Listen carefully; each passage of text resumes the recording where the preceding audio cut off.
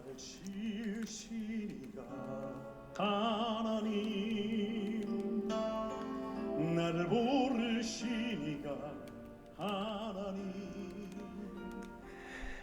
나를 보내시. 자, 오프닝 뮤직을 좀 바꿔봤습니다. 제목에 따라서 이제 박종호 씨가 이제 불렀던 찬송 나의 나 된 것은 하나님의 은혜다. 예. 오늘 이 말씀이 이제 지난 시간에 5장 1절에서 5절까지인가요? 4절까지인가? 예, 참 이렇게 했는데 오늘 다시 한번 지난 시간에 약속한 것처럼 오늘 다시 이야기를 하고 있는데, 자, 우리 한스께서 글 성경 한번 읽어볼게요. 기독교는 하나님의 존재와 구원 역사를 특별 계시인 성경에 의존하고 있다. 특별 계시인 성경은 사람들이 기록했지만 성령님의 영감으로 기록한 하나님의 책이란 말이다.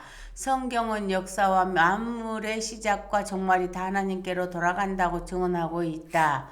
교회는 오직 하나님의 영이신 성령의 감동, 감화가 은혜로 임할 때 성경을 통해서만 하나님과 인간을 바로 알 수 있게 된다. 자, 이제 성경은 하나님께 영광이잖아요. 이제 이단의 책들은 우리 교주에게 네. 그리고 사람이 만든 종교는 다 이제 체제나 이제 그런 보이는 것들인데, 자, 하나님의 이제 기독교의 그 존재와 구원 역사를 이야기를 하고 있네요. 자, 그러면서 오늘 본문을 바울이 로마 교회에 전하는 복음에는 하나님의 의가 나타나 믿음으로 믿음에 이르게 한다고 했다. 네.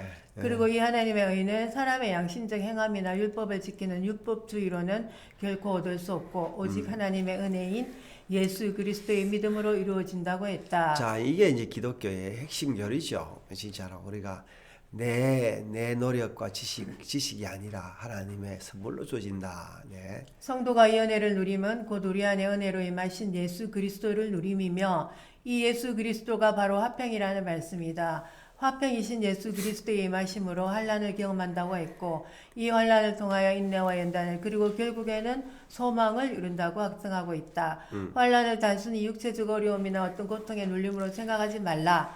은혜로 그리스도의 화평을 선물 받은 성도들은 환난과 인내와 연단을 통해 내 속에 묵은 찌꺼기로 남아있는 육체의 욕망과 자랑을 제거하는 작업이다. 자, 그러면서요. 어떤 욕망과 자랑인가? 그것은 예수 그리스도 대신에 자신의 성공이나 성취를 앞세우는 것이고, 하나님의 은혜 대신에 자신의 공로나 능력을 드러내고자 하는 욕망이다. 자, 그래서 우리가 이제 믿음에서 이제 그 낙심하는 이유가 뭐냐? 누구를 바라봤기 때문에 그러냐니까.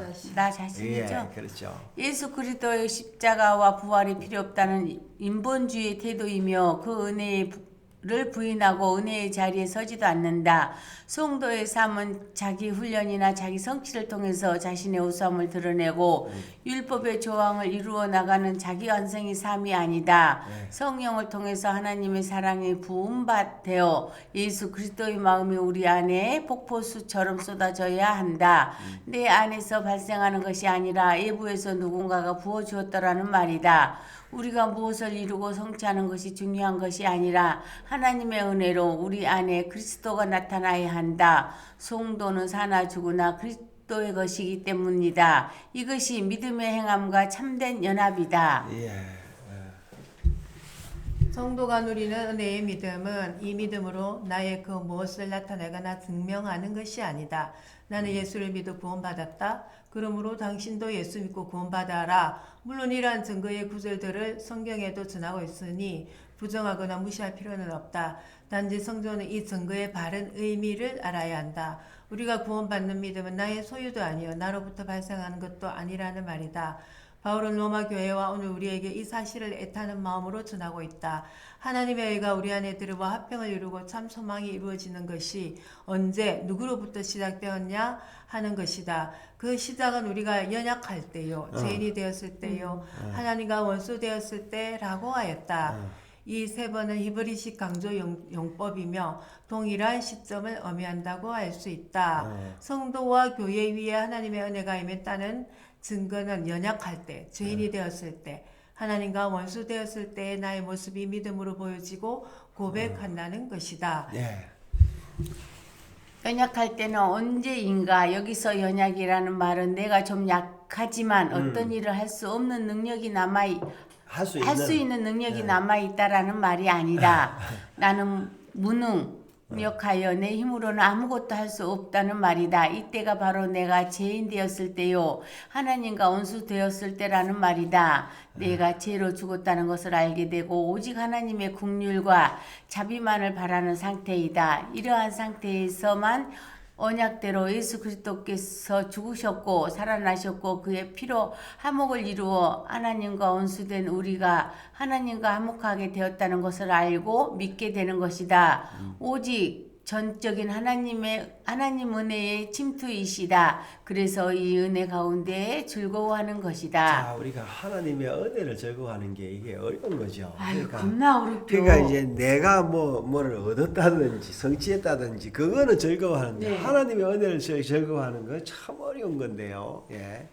성도가 예수를 믿으면서도 하나님의 은혜인 예수 그리스도 외에 다른 것을 찾고 자신의 능력으로 자기의 의를 이루려 한다면 이것이 바로 십자가의 원수인 것이다. 자, 빌립보서에 그렇게 이야기했죠. 네. 예. 하나님의 의신 예수 그리스도의 복음이 나에게 부어진 때가 바로 내가 아무것도 할 수 없는 무능할 때요, 죄인이었을 때요, 하나님과 원수되었을 때였구나. 누구와 비교하여 자신을 자랑하거나 자신을 비하할 필요가 없다. 은혜로 부어진 그 구원의 풍성함을 누리며 감사와 찬양으로 매일을 살아가면 된다. 오직 하나님의 은혜로 기도하고 전도하고 섬기면 된다. 이러한 은혜 안에 성도의 행함이 무슨 자랑거리가 되겠는가. 자, 그래서 우리가 하나님의 그 은혜를 우리가 찬양하고 함께 즐길 수 있는 이게 굉장히 어려운 거다. 그래서 우리가 오늘 찬양처럼 나의 나 된 것은 하나님의 은혜다. 우리가 내만 하는 게 아니라 같이. 그러니까 이런 식으로 찬양이 나오는 이 찬양할 때는 우리가 같은 마음을 가질 수 있어요. 그래서 찬양이 위대한 거죠. 예. 하나님의 은혜 우리 다 함께 나 주저없이